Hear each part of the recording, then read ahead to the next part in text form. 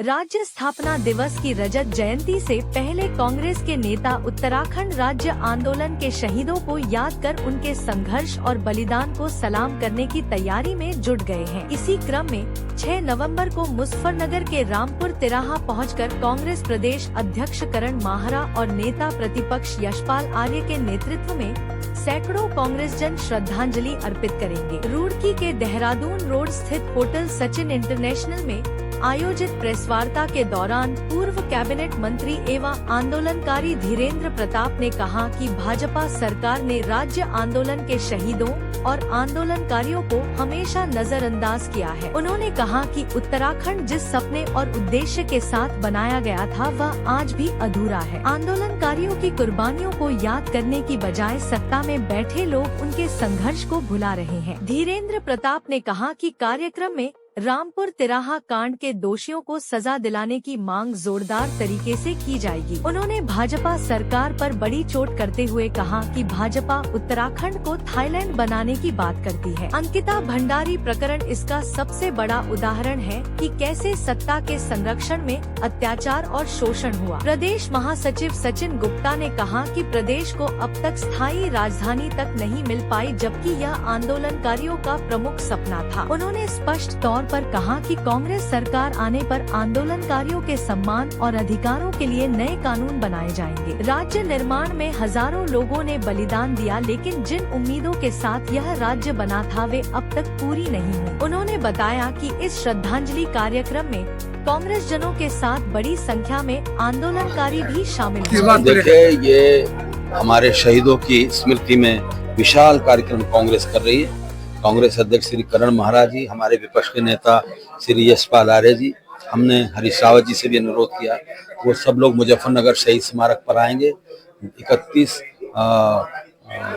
2 अक्टूबर 1994 को जो मुजफ्फरनगर कांड हुआ उसकी याद में शहीद स्मारक हमने और नारायण दत्त तिवारी जी ने वहाँ बनाया था। तो पूरे राज्य के लोग, कांग्रेस के लोग वहाँ आ रहे हैं। ये शहीदों को याद करने का दिन है। 50 से ज्यादा लोगों ने उत्तराखंड आंदोलन के दौरान शहादतें दी थी और वहाँ पर हम लोग फिर से संकल्प लेंगे इस राज्य की विभूति के लिए, और इस सरकार को उखाड़ने का भी संकल्प लेंगे जो राज्य आंदोलनकारियों की विरोधी बनी हुई है, उनके सपनों के सवालों पर विफल हुई है, गैरसैंण को राजधानी बनाने के लिए तैयार नहीं है, वहाँ विधानसभा का सत्र करने के लिए तैयार नहीं है, उन्हें सर्दी लगने लगती है गैरसैंण जाने में, वो हमारे 10% क्षैतिज आरक्षण आंदोलनकारियों को देने के लिए तैयार नहीं है, वो अपने भाजपा के कार्यकर्ताओं को 20,000 रुपए लोकतंत्र सेनानी के रूप में देने को तैयार है, लेकिन आंदोलनकारियों को 4,000 से बढ़ाकर 10,000 रुपए देने के लिए तैयार नहीं। तो एक बहुत ही दुर्व्यवहार वो लोग करने पर लगे हुए हैं। 25 साल हो गए हैं उत्तराखंड बने हुए, किस नजर से देखते हैं कांग्रेस की और भाजपा की, दोनों की सरकार यहाँ पे रही है, तो क्या कहेंगे कार्यकाल को लेकर दोनों का? देखिए, ये तो विजय बहुगुणा जी को मैं याद करता हूँ, आज तो वो भाजपा में है। उन्होंने 2012 में वहाँ विधानसभा का सत्र करवाया, टेंट लगाकर करवाया। जिस तरह से कि यशवंत परमार ने शिमला में राजधानी बनाने का काम किया था 1966 में, जब हिमाचल जो है पंजाब और हरियाणा अलग हुए थे, तो आज इस तरह की भावना मुख्यमंत्री में दिखाई नहीं देती। आज तो ये हो गया कि सवेरे मुख्यमंत्री हेलीकॉप्टर में बैठे, वरना 1-2 जगह घूमे, कोई झूठी घोषणाएं करी, गगन विहारी बनकर लौट गए।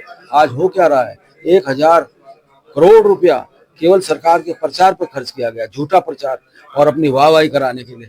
इतने पैसे कभी बड़े भाई केजरीवाल ने भी नहीं किए, जिनको ये कहा जाता है कि प्रचार माफिया थे। तो सरकार का जो स्तर है वो गिर गया है।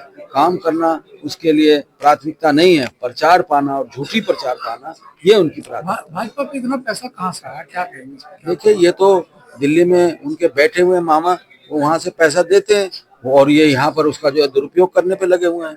तो ये तो कंस मामा और उनकी सरकार है, वो अपना चला रहे हैं। लेकिन मेरा ये कहना है कि ये पैसा गरीबों में जाना चाहिए। अब क्या है, राज्य का सेब किसान जो है बर्बाद हो गया है, गन्ना के किसानों का पैसा देने के लिए वो तैयार नहीं है, बेरोजगारियों पर लाठियां चलाई गई हैं।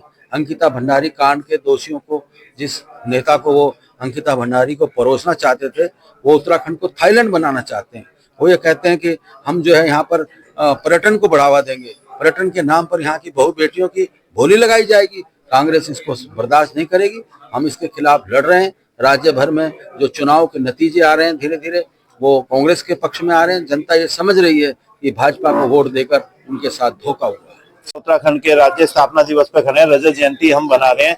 कांग्रेस जनों की तरफ से, कांग्रेस परिवार की तरफ से जो है 6 तारीख का कार्यक्रम रामपुर तिराहे पे रखा है, जिसमें हमारे प्रदेश अध्यक्ष श्री करण मेहरा जी, हमारे नेता प्रतिपक्ष श्री यशपाल आर्य जी वहां पर मौजूद रहेंगे।